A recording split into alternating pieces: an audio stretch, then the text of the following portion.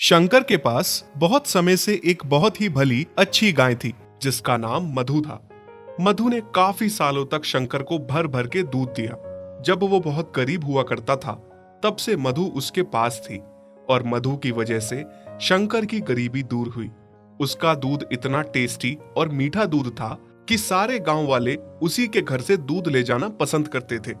लेकिन अब समय ऐसा आ गया था कि मधु ना तो बच्चे दे सकती थी और ना दूध। वो बूढ़ी हो चुकी थी। लेकिन मधु की ही जनी हुई दो बेटियां चांदनी और रोशनी शंकर के घर में थीं। दोनों गायें अब शंकर का घर चला रही थी। अच्छा खासा दूध देती थी दोनों। इस बात से मधु को गर्व भी होता था कि उसकी बेटियां उसकी जगह दूध दे रही हैं। चांदनी, आज तो तुमने बहुत दूध दिया बहन। मुझे लग रहा है तुमने आज ज्यादा ही चारा खा लिया था। हाँ दीदी, आज मैंने कुछ ज्यादा ही खा लिया था। भूख ही इतनी तेज थी आज कि खाते खाते पता ही नहीं चला। मेरी बच्चियों, मुझे इस बात का गर्व है कि मैं मालिक को दूध नहीं दे सकती। अब बूढ़ी हो गई हूँ, पर तुम दोनों मेरा अंश, मेरा नाम रोशन कर रही हो। मालिक को इतना दूध देके उनका घर चला रही हो। मैं तो किसी काम की नहीं रही अब। ऐसा ना कहो माँ, जितना तुमने मालिक के लिए किया है उतना तो हम दोनों भी मिलके नहीं कर सकती। और जो मालिक मेरे लिए कर रहे हैं, हालांकि मालिक को मुझसे कोई फायदा नहीं हो रहा, मुफ्त का पाल रहे हैं मुझे। उनकी जगह कोई दूसरा होता तो मुझे कब का कसाई को बेच चुका होता। पर मालिक मुझे कितना प्यार करते हैं, अब भी मेरी कितनी देखभाल करते हैं। शंकर जितना प्यार चांदनी और रोशनी को करता था उतना ही वो मधु को भी करता था। उसको अपनी पुराने दिन याद थे जब उसकी बहुत खस्ता हालत थी। उसको मधु के किए का बहुत एहसास था। मधु ने उसके बाद चांदनी और रोशनी को जन्म दिया। मधु की दोनों बेटियां अब अपनी माँ का फर्ज निभाती हैं और मालिक को वो भी मधु की तरह खूब सारा दूध देती हैं। शंकर सुबह सुबह दोनों गायों से दूध लेता और अपने ऑटो में दूध डाल के शहर ले जाके बेच देता। विधि, ओ विधि। हाँ जी, कहिए। मैं जा रहा हूँ दूध लेकर शहर। शायद आज मुझे आने में थोड़ी देर हो जाए। तुम ऐसा करना, चारा काट के रख देना, फिर घर आके मैं खुद ही चारा ले आऊंगा। ठीक है। शंकर दूध निकाल के ऑटो में डाल के ले जाता है और विधि चारा काटने चली जाती है। थक गई। चारा तो मैंने काट दिया। अब ऐसा करती हूँ, चारा खुद ही घर ले जाती हूँ। पता नहीं शाम को वो कब आएंगे थके हुए। विधि चारा सर पे उठा के खुद ही घर ले जाने लगी। थोड़ा भारी होने की वजह से चारा एक जगह सर से गिर जाता है। ओहो, ये घास तो सारी गिर गई। अब फिर से समेटनी पड़ेगी। नमस्ते विधि बहन। दूंगा, मैं भी आपके और भाई साहब के बारे में ही सोचकर बोल रहा हूँ, नहीं तो सारी उम्र पालते रहोगे मुफ्त में। ठीक है भाई साहब, मैं उनसे बात करके बताती हूँ। विधि चारा सर पे बांध के घर चली जाती है, पर उस व्यापारी की बात उसे कहीं न कहीं सही लग जाती है। शाम को जब शंकर घर आता है तो विधि उससे मधु को बेचने की बात करती है। विधि, तुम पागल हो गई हो क्या? तुमने ये बात सोची भी कैसे? किसने तुम्हारे दिमाग में ये बात घुसा दी और तुम उसी के कहने पर चल रही हो? उसका क्या है, यहाँ से सस्ते भाव में ले जाएगा, आगे डबल में बेचेगा। ये व्यापारी ऐसे ही होते हैं। तो कौन तुम्हें इसका लाख रुपए देगा?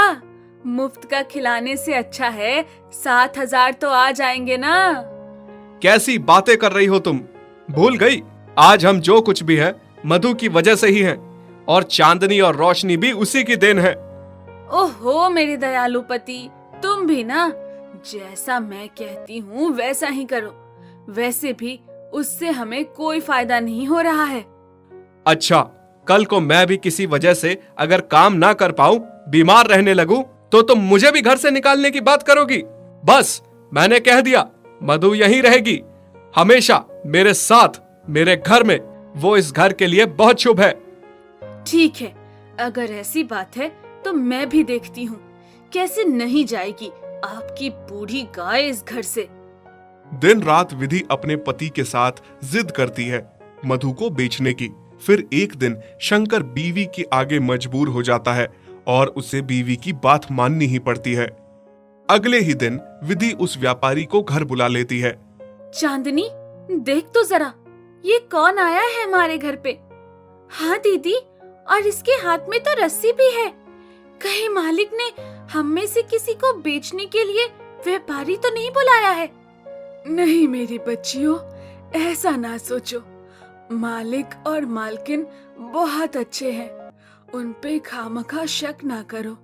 मैं उन्हें बरसों से जानती हूँ, वो हम में से किसी को भी बेच नहीं सकते। हाँ माँ, तुम सही कह रही हो। शायद भगवान ना करे ऐसा दिन कभी आए जिस दिन हमें एक दूसरे से अलग होना पड़े। हम तो मर ही जाएंगे। व्यापारी शंकर की पत्नी को मधु के बदले 7,000 रुपए देता है।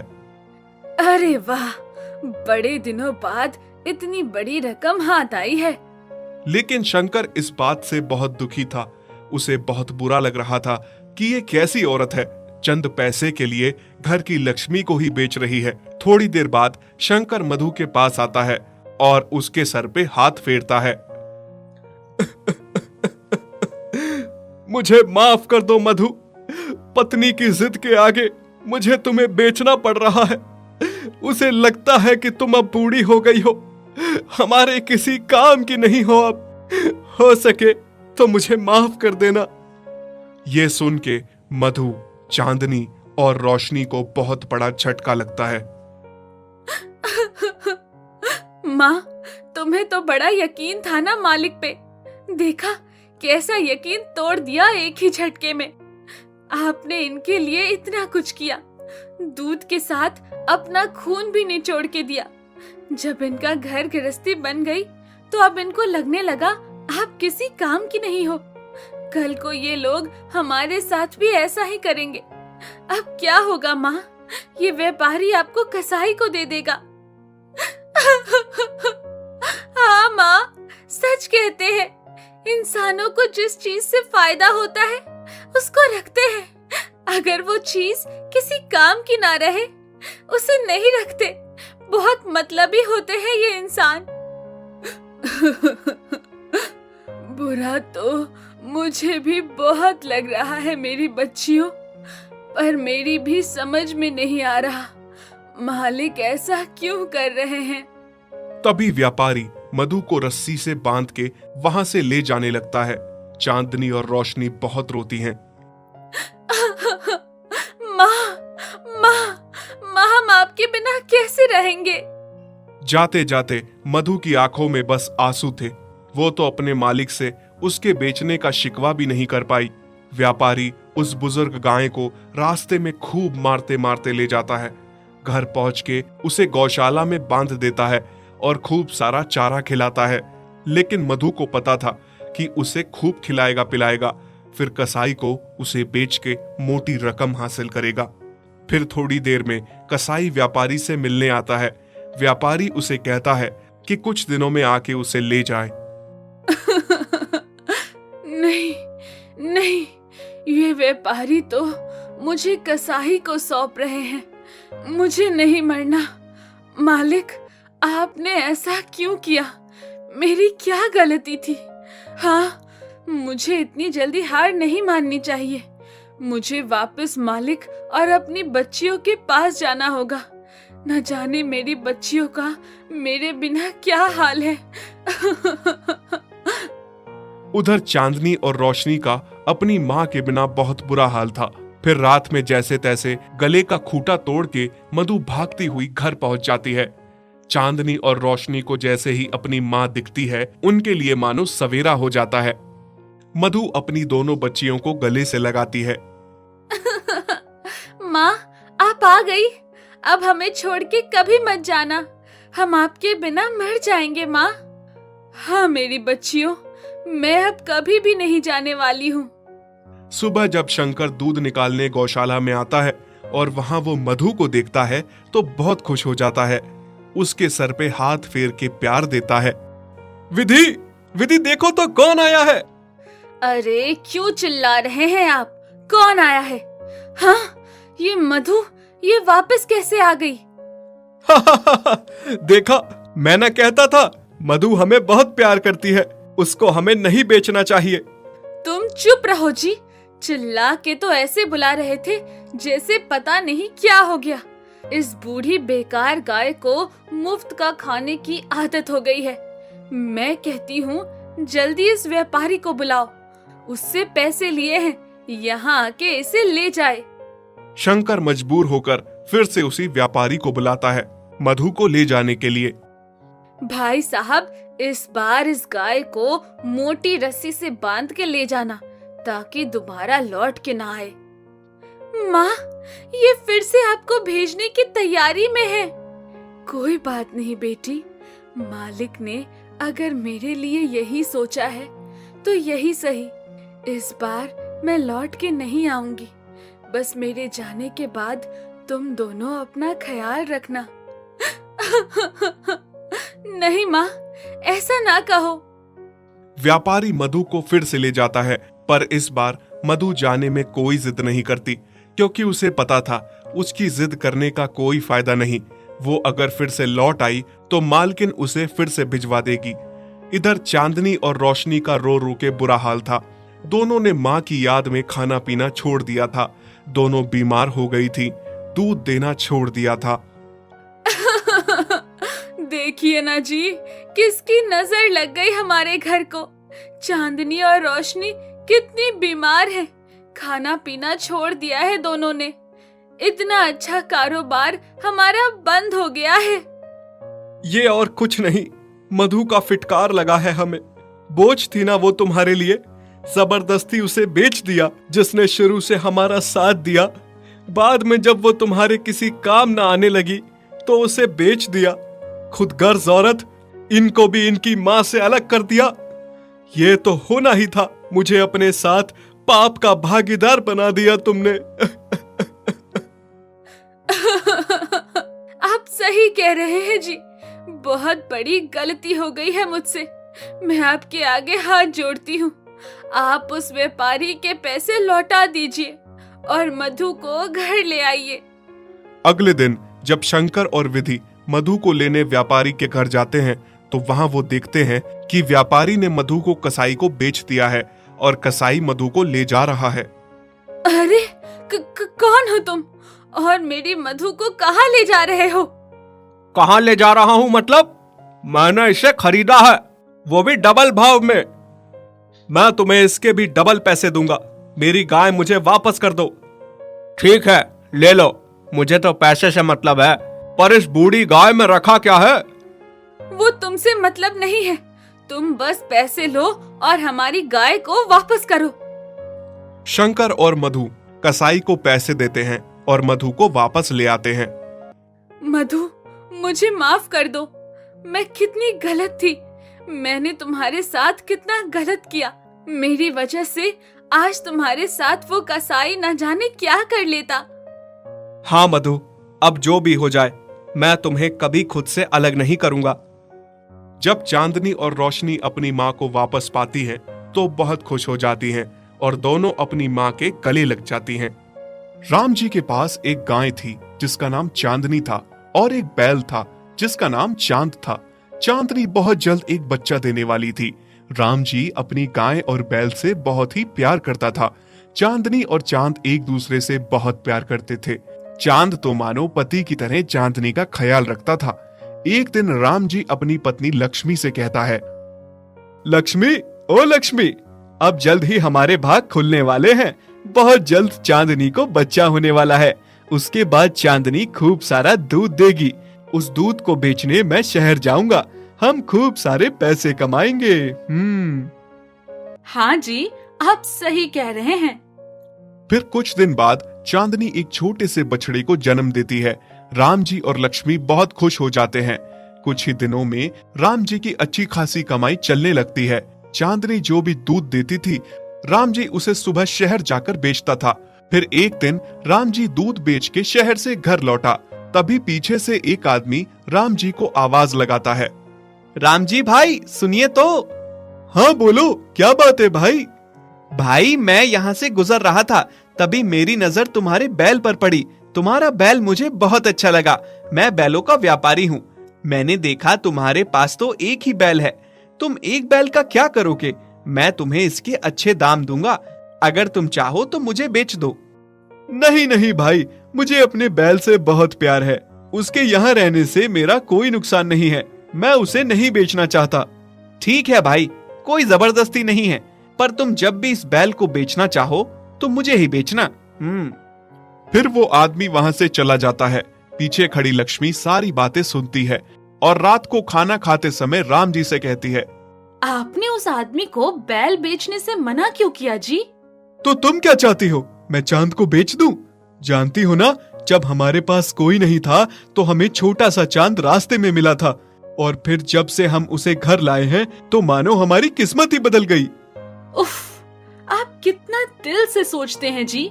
ऐसा कुछ नहीं है, और अगर कुछ ऐसा है भी तो क्या?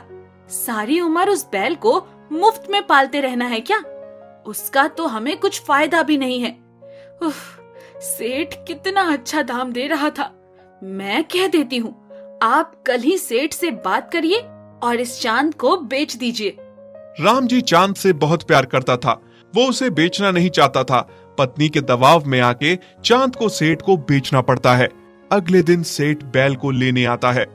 सेठ चांद को ले जाने के लिए रस्सी खोलता है। तभी चांदनी चांद से कहती है, ये कौन है?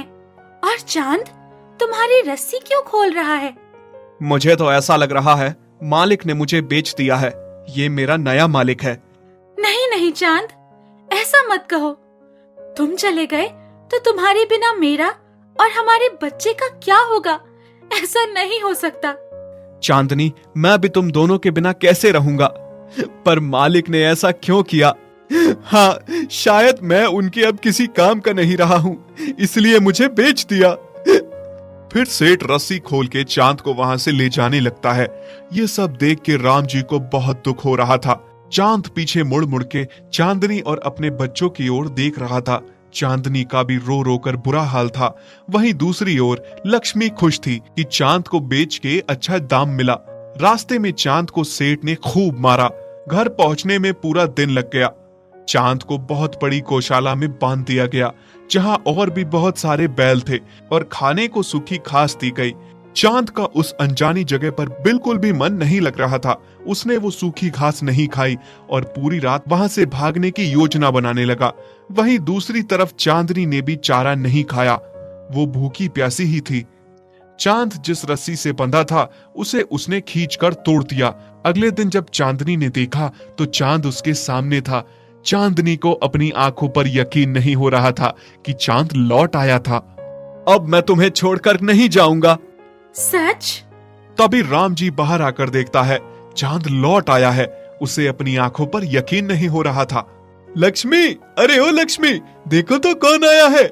कौन आया है? देखो, चांद लौट आया है। अब मैं उसे जाने नहीं दूंगा।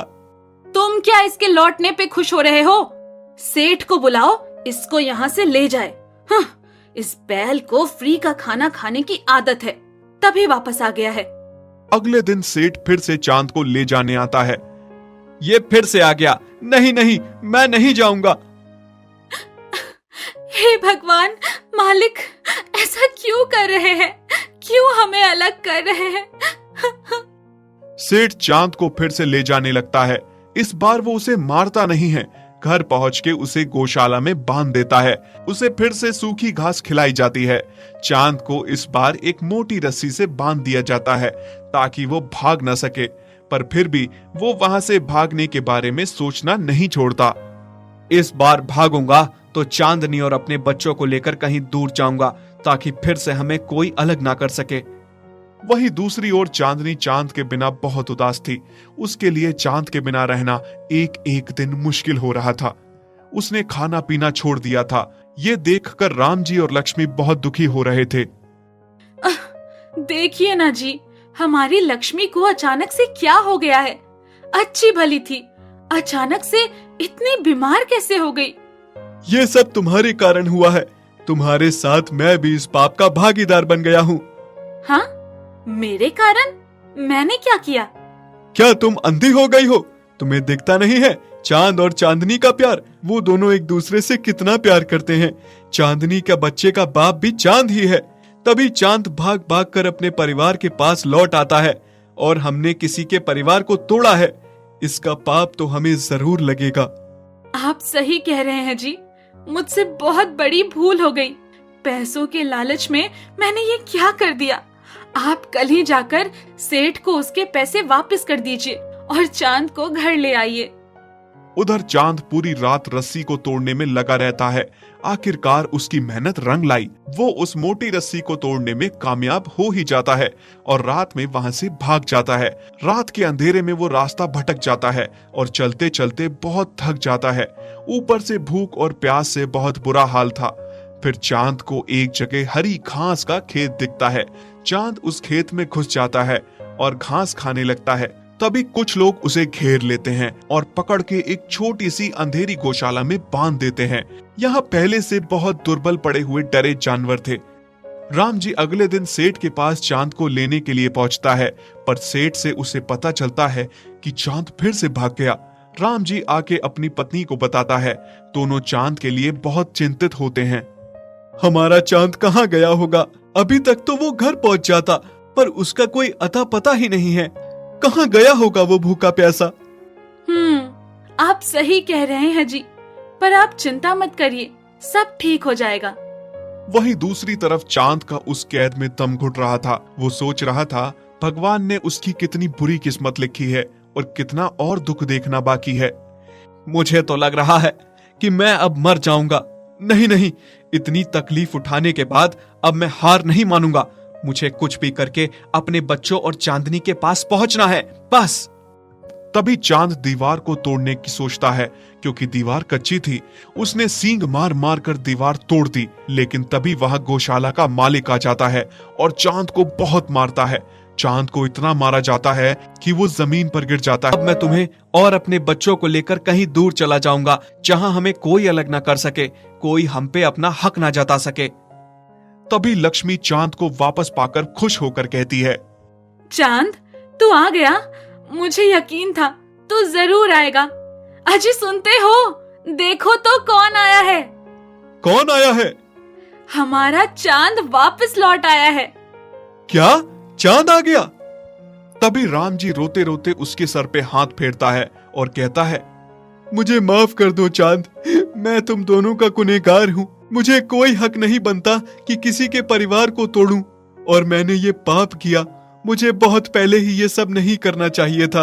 अब मैं तुम्हें कहीं नहीं बेचूंगा चांद, हम सब साथ रहेंगे। चांदनी, मुझे लग रहा है कि मालिक और मालकिन अब समझ गए हैं। अब वो दोबारा ऐसा नहीं करेंगे। अब हमें भी इनको मौका देना चाहिए।